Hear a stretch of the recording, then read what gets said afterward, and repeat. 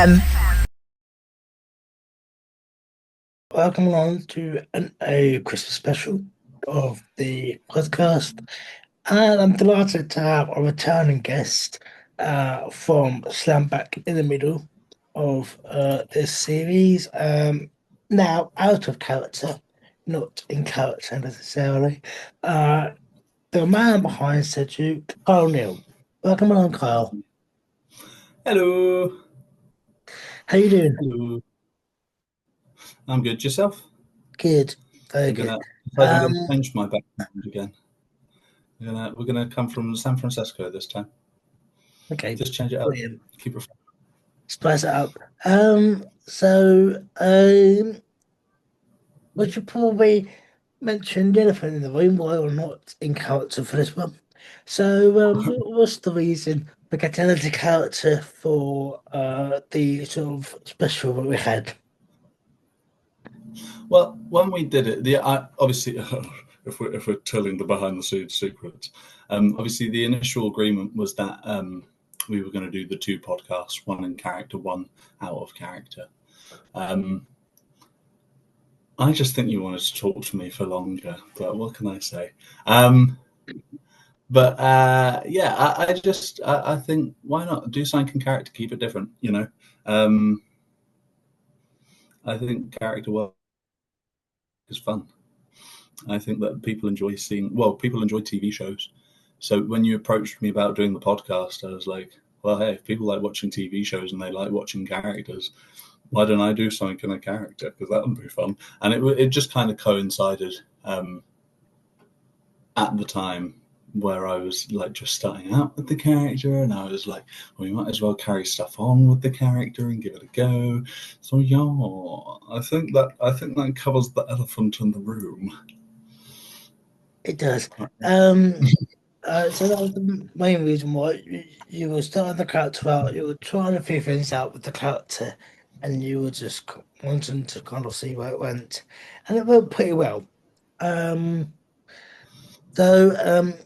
Go back into your early life then, Carl. Growing up, have you always been interested in acting, in being musical, or the rest of it? Yeah, I think actually, if I'm honest, that was something that happened during secondary school, mainly, because I don't know, like growing up. Actually, I'm gonna be so real with you. When I was like growing up through like primary school and stuff, I wanted to be like a spy. It changed every week. Like I wanted to be a spy. I wanted to be a pirate. I wanted to be like an astronaut at one point. I was gonna. Oh mate, honestly, the list was endless. It was quite funny. And then I was like, and then the main thing that I like settled on coming out of primary school was I wanted to be a professional wrestler, and I wanted to go like WWE and all that fun stuff. Yeah, right, which is fun. And then I got into, and then as you do when you're 9 years old and you've got nothing better to do with your time, I went onto Google and I typed up, I was like, what grades do you need to be a professional wrestler? And obviously it comes up and it's like, well, you don't need any proper grades, but experience in acting is probably desirable, to quote Google. So what happened was I then went into secondary school and I was like, hey, I'm going to join the drama club because I'm going to be the next John Cena. And that was how it sort of started in secondary school, but it was never like a big thing in secondary school, I would say, for me, until about like year 9, like 13, 14-ish. That was when I was really like, hey, I don't want to be a wrestler anymore. I kind of want to be an actor. Yeah. And then lo and behold, here we are all this time later. We are. And have you done plays, productions, all that? What, in school, do you mean? School. Do you know, it's funny, I was having this conversation the other day. We were talking, do you remember the nativity and how like everyone had to do the nativity in primary school? I can't remember who I played. I know I did it. I know I did it because I remember doing it, but I can't remember who I played. I think I was a shepherd. This is the thing. I think I was a shepherd. I think I want to say I was a shepherd, but I don't know. But I mean, like I did productions in school and stuff. I never joined like a youth theatre program or nothing because we didn't have the money. And I've lost my light now. Oh no, technical. There we go. But yeah, but like I never joined a youth theatre or nothing. But then coming out of school, it was like secondary school. It was either like, oh, I'm going to be a mechanic or I'm going to be an actor. Let's have a look, because I had like a whole apprenticeship lined up with BMW, and they were going to like. I think part of the apprenticeship at one point was they were going to like fly me out to Germany or something, which was actually kind of cool. And in retrospect, it would have been a very, very fun opportunity. But I do think I made the right choice going down the acting route. I'm going to be honest. Fair enough. But then I Um, did that, and then I went. What happened after that? I don't know. Oh, and then I went to do drama school, and I didn't get in, which life happens. But I didn't get in. So then I worked at Spoons, which was fun, not fun. And then I went and worked at Chichester Festival Theatre, which was amazing, and became a part of their youth theatre, which was also amazing. Um, yeah, yeah. and how you got university? And now I'm at university and I'm doing counselling and psychotherapy, and it's just everything's changing. It's so fun, but I think it's one of those things, like I don't regret it because it's funny. I was having this conversation with my aunt the other day, and she was like, "Oh, so like, do you feel like you've wasted?" Because as you do when you go to university, you start getting homesick and stuff. And she was like, "Well, like, do you feel like you wasted your time up here and yada yada yada?" And I was like, "No, I don't think I have. In fairness, and I think I really enjoy. I think the best way to sum up university so far for me is that I feel challenged and I feel uncomfortable, but I'm happy about that because it means that I'm progressing and I'm learning and I'm putting myself out of my comfort zone. And I think as people and as humans, we can only grow when we're outside of our comfort zone. Like if you're constantly in a place where you're happy and you're comfortable, you're never learning, you're never growing. It's like the idea, like learning a new language, for example. I imagine it would be like learning a new language. Like if your first language is English, learning something, especially if you were like older, which I think is the other thing as well. Like when you're younger, as children, our brains are a lot more. What's the word? Like receptible, or that it's happier to learn stuff because it's still so young and new and fresh, which like is a great thing. Don't get me wrong. But as we get older and we get more stubborn in our way of life and who we are and yada yada yada, putting yourself out there to do something different can really be a challenge. As I'm sure you've probably faced through your life, and as everyone faces through their life, it's like the idea of if you moved out of your home for the first time, like that is a huge challenge for a lot of Well, I people. enjoyed it being away from my parents. Yeah, So yeah. No, that's wasn't it? no. Well, yeah, no, fair. But I mean, in the sense of like having to rely on yourself financially and stuff. Like from that perspective, Yeah, there's always the yeah, yeah, anxiety that comes along with yeah, that. Um, yeah. so, yeah, my point being is that putting yourself out of your comfort zone is very, very scary. And even though I'm in a position now where I'm doing a course at uni that has nothing to do with any of my background. I mean, like I did acting in college. I never even did like a psychology A level or anything. So I've got no experience doing any psychology stuff, and I feel completely out of my comfort zone. But I love it because I know that in the long run, I'm doing something that's worthwhile. And when I get the course, when I get the course, when I get the degree, and I get the grades and stuff, and I go off and I start counselling and open up my own practice and yada yada yada. when I help people, I know that I'm doing something worthwhile, ultimately, and I'm doing something that changes, even if it's not the whole world in its entirety, it's someone's world, and that to me is the thing that matters. And I think relating it back to the acting, that was always the thing for me, because I'm like, I think acting and theatre in general, it can be so life changing for so many people. I worked with a lot of people when I was working with Chichester Theatre. There were a lot of people there who are coming from working class backgrounds, young carer backgrounds. They're coming from SEN backgrounds. Like, so, as is the case when you've got a community as big as that. There's so many people. I've lost my light again. Oh no, oh no. There we go. There's so many people that are coming from so many different backgrounds.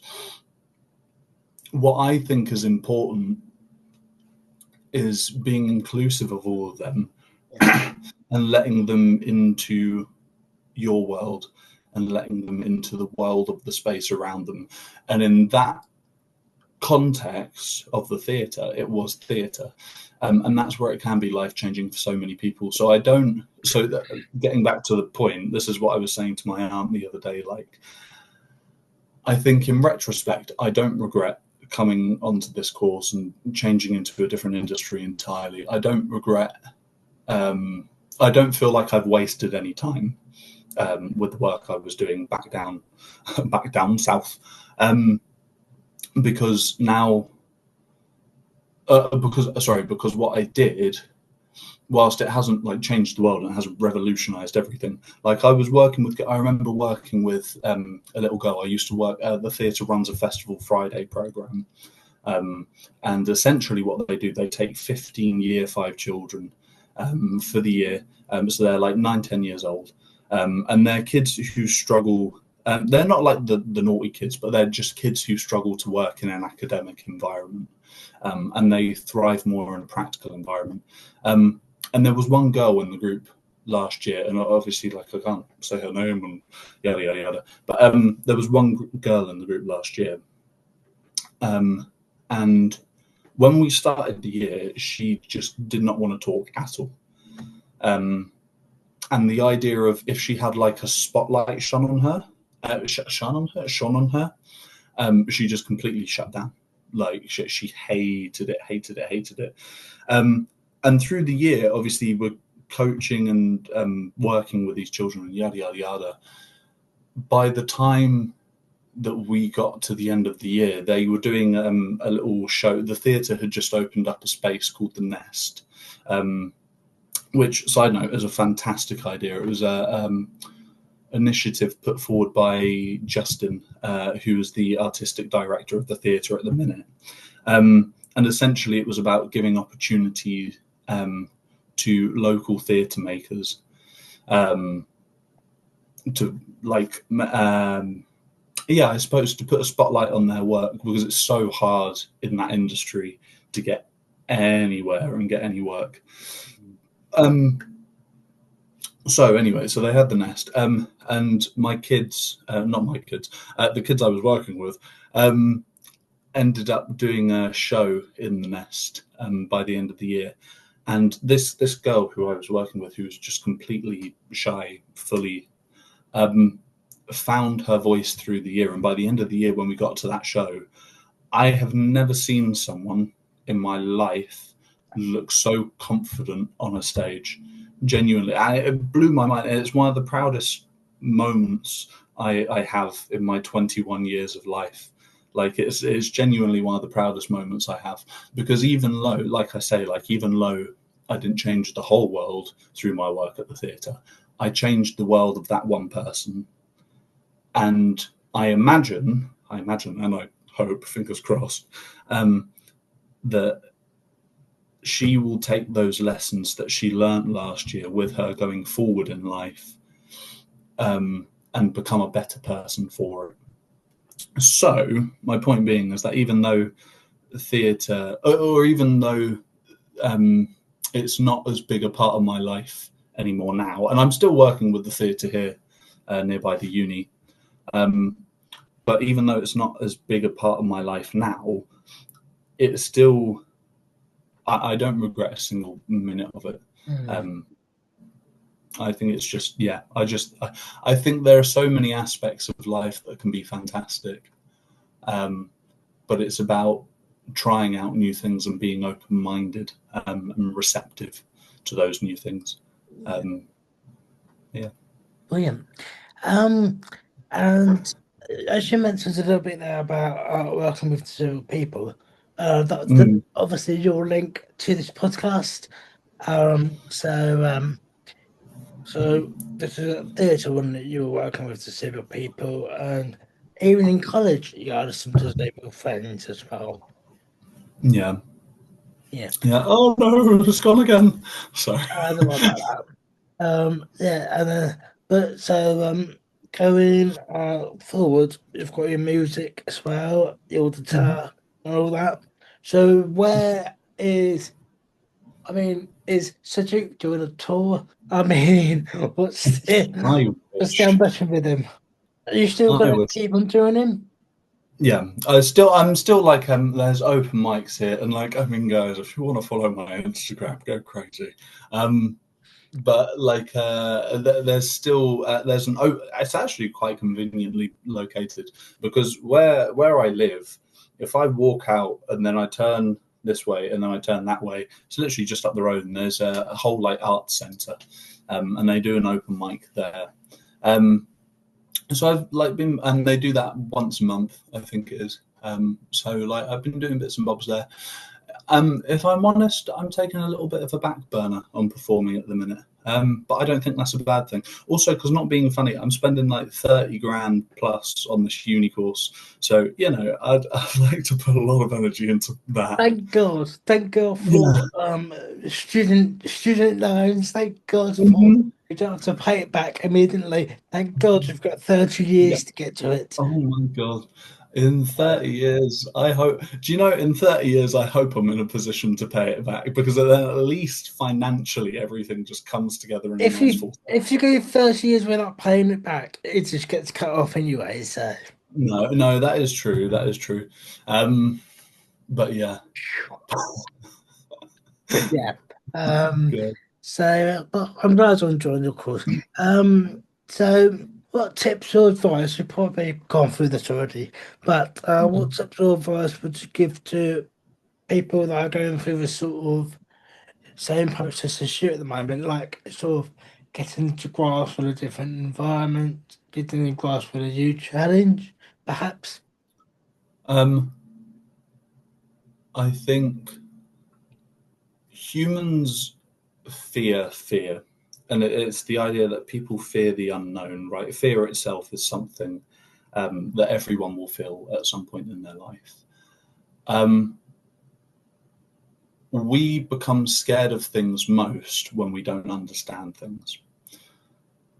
When I was coming up to this area, and this is like, it's like other side of London. I'm in a place completely far away from anywhere I know, along the south coast. When you're moving into a completely new environment, new area, the best thing I think you can do, and it sounds almost a bit weird, but I suppose the best way you could describe it is it's almost like a test, it's like an exam. So do your research beforehand, do your exam prep beforehand, get to know the area before you go up there as best as you can. And then once you're up there, just embrace it. I think, there are people here that I know, um, who have come up to uni, and like we've got people at the uni from all over the world. Like there are people, there's actually a lot of people here from Ireland, which I wouldn't have expected, but hey, hey. Not saying that's a bad thing, because it's not, it's cool. But like there's a lot of people from Ireland over here, um, which was not what I expected. Oh, But like, a lot, and actually I think Ireland's a really, really good example. Um, because Ireland, and I was having this conversation with someone the other day, Ireland, from what I've learned about their culture through speaking to them, the biggest difference between Irish culture and English culture is that the Irish are very community driven, um, and they're very community heavy. Um, in comparison to the English, who like we're sort of community driven, but ultimately we keep ourselves to ourselves, I Yeah. think. Yeah. Um, Stay away from me. Don't talk to me. yeah, That kind of yeah. thing. Well, Yeah. it's like if you go in Yeah. London, you go in London for Yeah. 5 minutes, everyone's just like headphones on, looking Yeah. down at the ground. Let's go where I need to go, you know. Exactly. And you find that pretty much all over the country. I think in England, but and obviously you get the odd exceptions here and there, but ultimately the majority. But anyway, but the biggest sorry, I was speaking to someone who's Irish, so obviously they're saying they're very, very community driven. But one of the biggest things when I was speaking to them about what helped them here the most um, is they said that when they got here, they just immersed themselves into everything. And I think that's what you can, that's the only thing you can do. I think it's like that idea of if you were starting a new job, I think is another good example. Like if you start a new job and it's something, let's say, for example, you spent all your time in life working as a builder, and now all of a sudden you're going to work as a bartender, right? And you've never worked a day behind the bar in your life. The best thing you can do in that scenario is immerse yourself in it. And just fully give everything you've got. And then eventually, obviously, as time goes, your thought processes and yada, yada, yada will change according to your own personal opinions and yada, yada, yada.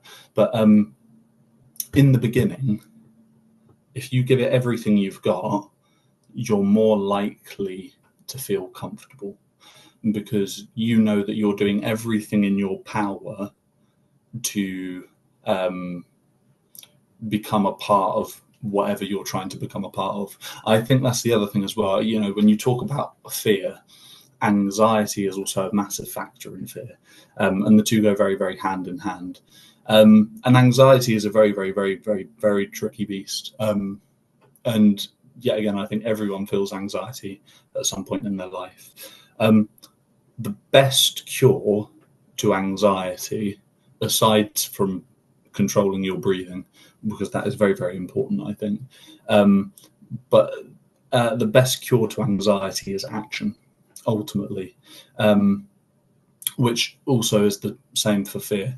And that's why they go quite hand in hand. If you've 6, 7, if you've if you've got or if you're anxious about something, um, do everything you can to try and resolve that problem. Um, because ultimately, once you resolve that problem, you're a lot calmer in yourself. You know, if, for example, if you were in debt to a casino, I don't know. If you're in debt, no, my light. If you're in debt to a casino, um, the best thing you can do, and you're feeling anxious about it, the best thing you can do is clear that debt. Because once you've cleared that debt, then your anxiety about it's gone. And this is what I mean, like take action, take action. Don't be complacent, take action. Because once you take action and you immerse yourself, you will feel a lot more assured in everything, I think. Mm. Before we wrap up, the look, tell people your tell people of your details on socials, and when's the next time I'll probably see you. Are you gonna do some videos? Are you gonna do like I might will you put your dates on your socials to let people know when you're doing gigging? I don't know. Probably. Probably. All right, well, what's your TikTok, Instagram? What's your kind of like? Oh, I will put them on. We'll put them on the screen anyway. But oh, okay, okay. yeah, This is let's do an editing thing. Look, Kile Nile. Ooh, there you go. ooh, Yep, like that. ooh. Yep. Yep, brilliant. Thank you guys so much for coming on, even though that issue, two of you, how awful. Um, It's all right. Double trouble. yeah. Thank you for coming on, Carl. Thank you very much as well, Peter, for having us. Yes, I have both of you. Yes. Um, Bit of improv there. But yeah, and Merry Christmas. A Merry Christmas to you as well.